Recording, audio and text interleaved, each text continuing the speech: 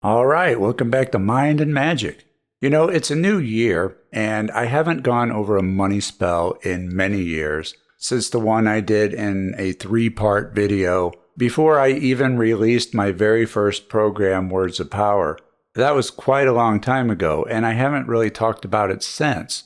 And if you're new to the channel, or if you're new to Magic, those videos are pretty buried in there. And so I thought that we would start the year off right by revisiting the money spell in a more condensed, simpler, and updated version. So let's get into it.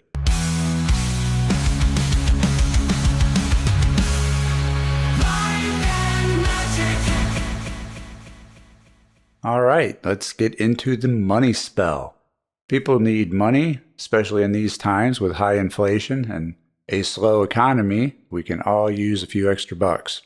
So the list of things that we will need is a green candle, a piece of paper, preferably parchment, or a piece ripped off of a brown paper bag, a pencil to write with. I prefer a pencil over a pen for the creation of our statement of intent, some money drawing oil or equivalent, and some ingredients that we're going to make a rub for the candle out of. My 3 go-tos are allspice, bayberry if you can get it, and cinnamon.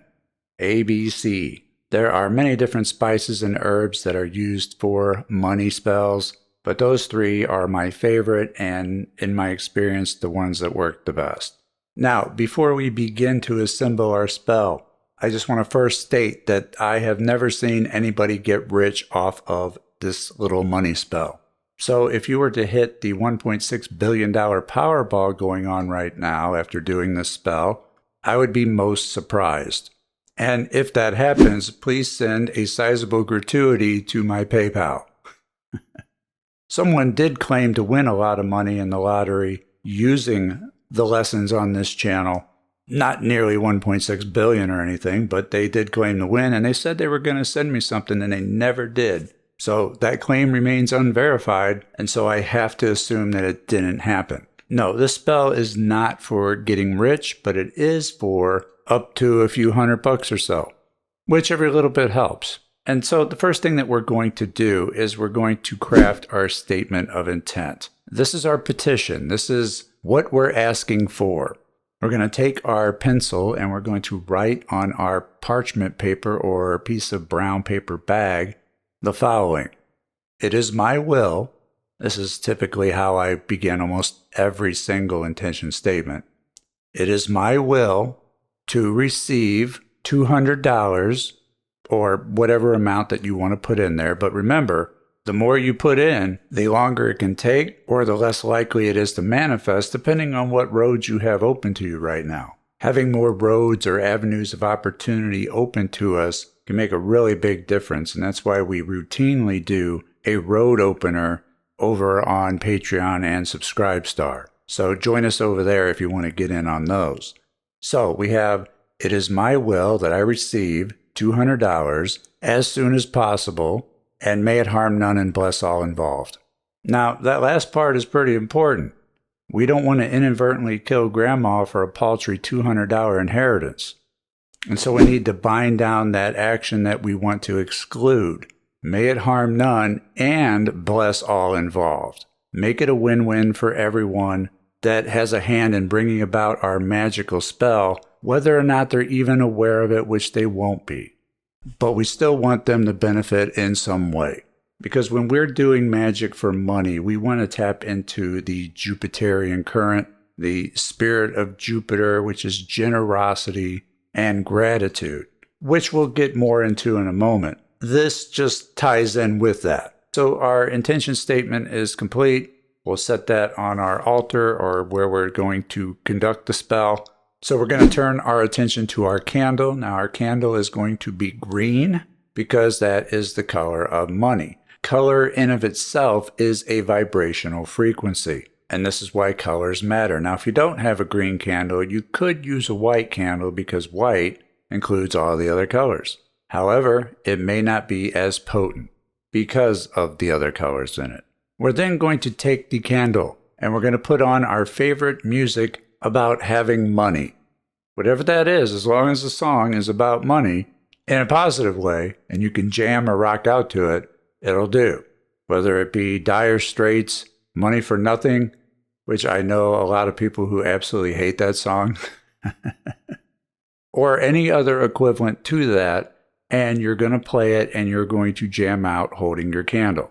Now, I don't care how dorky you look when you dance. You don't have to do this in front of people. In fact, I would recommend that you do not. But what we're doing here is we're building up energy and heat, and we're going to be transferring that energy and heat into the candle while visualizing us having money. This is a way of charging the candle. Make sure you get all 5 of your senses involved. When it comes to the money, you need to feel the money, smell the money, see the money, hear the money crinkle in your hand as you visualize yourself wadding it up, and even taste the money. Yes, I know, that's gross, but you are visualizing it, so it doesn't have to be. Imagine it tastes like cinnamon, one of our money-drawing ingredients. While you're visualizing you having the money, we also want to take that visualization of us holding the money and it going into the candle, down through our arms and into the candle itself, and visualize the candle glowing green. So that is now a charged and sacred object. And we do this till the end of the song, which by then you may have broken a sweat, and if not, you need to up your output. The candle is now charged, so we want to now dress the candle.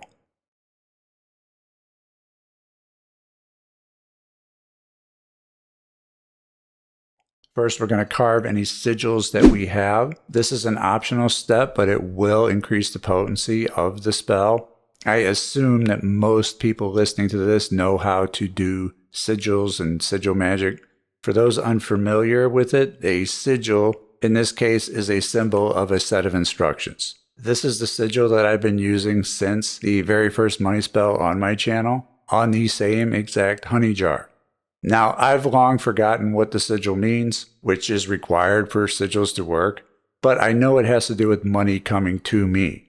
So if you use this sigil, which you're free to do, but if you use it and the money comes to me instead of you, well then I thank you very much. But for this reason, I do recommend that you create your own sigil out of the statement of intent that we just did. For the sake of time, I'm not going to get into sigil creation here. I've done a whole course on sigil magic that's available at mindandmagic.com called Manifesting Reality, if you want to know the way that I do them, as I like to really hone in on symbolism, as in the example of my money sigil here. It has a symbol of Earth, it has a symbol for Taurus, it has the $sign, and any of these separately will help boost your spell, but together in a sigilized statement of intent, well, now you're really powering it up. So I do recommend taking the extra time to carve whatever sigil or symbol into the candle that corresponds with our statement of intent. And then we're going to carve that into the candle with a consecrated object. I use one of those small little screwdrivers for eyeglasses. It's just a perfect tool to etch into candles. I mean, you could use a toothpick for all that matters, but you need to consecrate the object, which is simple to do. You just take it, you visualize white light around the object, and pray to the divine that it helps you consecrate this object and declare it now sacred. And with it being sacred, you don't use it for any other purpose than what you consecrated it for. It's now special, and you can use it to carve into your candle your sigil. I like to throw other symbolism, such as the sigil of Jupiter or Venus, depending on which planetary option you want to go with for this working. If you're completely broke, go with Venus. Her day is Friday. If you have money and just want more of it, go with Jupiter. Jupiter is about expansion and multiplying what you have. If you have nothing, Jupiter can only give you more of nothing. And that's really the distinction. But both are really good for money attraction. And Jupiter's day is Thursday, by the way. We're going to put our candle on our altar or space that we're doing the working on top of our intention statement we placed there earlier. We're going to let that sit there and we're going to go take a ritual bath. We want to be clean and pure for our working so that the divine will want to work with us. If you can't take a bath, you can take a shower. Now, what's the difference between a ritual bath or ritual shower from a regular bath or shower? Well, we visualize all of that dirt and grime coming off of us while we visualize ourselves getting brighter and brighter with white light. A ritual bath is a small purification ritual, not unlike baptism. where you go down in the water and then you come up clean. Well, we want to signify to the subconscious and the divine by visualizing us glowing with white light, which represents purity, which is a big part of magic, especially any ceremonial magic. After our ritual bath or shower, we then are ready to do the spell.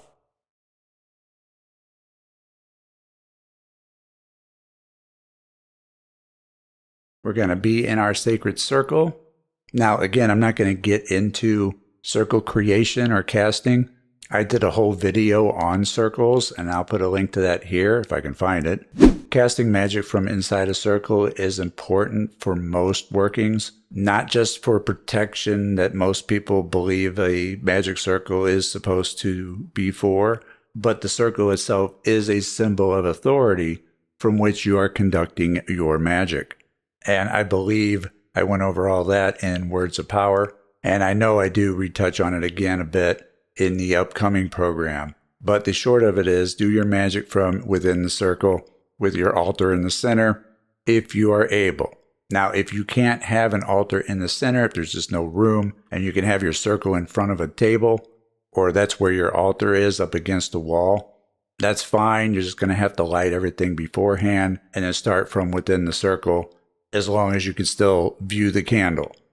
So we're in our circle and we're staring at our candle flame, and we are going to visualize what we love most in this world. It could be family, friends, you name it. Just something that you're grateful for, because that's what we're really wanting to tap into. We want to tap into the feeling of gratitude, and it's hard not to feel gratitude when you think about the people and things that you care about the most, the things that make you rich without money, things that can't be replaced with money, that which you're truly grateful for. Because gratitude is the frequency of abundance. So you can't attract what you want, you can only attract what you are. And so you need to match the frequency of that which you're wanting to manifest or attract. Money and abundance go hand in hand, and gratitude is the frequency of abundance. So you need to get into that by actually feeling gratitude. So there's no faking these states. You have to actually feel it. You can't just visualize yourself being grateful. You have to actually feel gratitude. Do this while you stare into the candle flame, and your eyes can play tricks on you, and it's easy to get into trance while staring into a flame. That's part of the point. We just want to meditate on that flame and visualize us having the money again, just as we did earlier when we were dancing around with it, and symbolically send our intention statement into the flame by doing so.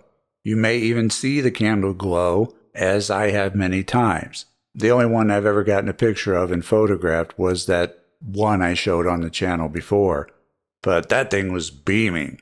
But focus on that for about 15-20 minutes, and then thank the divine, thank Jupiter or Venus, depending on which one you chose to work with, and then tell all spirits that they're now released to go on about their tasks and then return to their homes and habitations from which they came, harming none along the way, and peace be with them. And then seal your circle up. Again, that'll be in the circle video. And then declare your working finished, and that's it. And then all you have to do is forget about the spell. Because if your conscious mind is thinking on it, your subconscious is not working on it. It's no longer a background task if you bring it to the forefront. All right? The subconscious works on all the background tasks. And you want it working on your magic, so you got to forget about it for it to begin working on it. And that's really about it. I may have touched on some other things in the other previous videos on the money spell, but I just wanted to put a simplified, condensed version here for the beginning of 2026, so we can start this year off in a prosperous way. All right, so leave me any comments and questions below, and I'll catch you next time. Take care. The magician.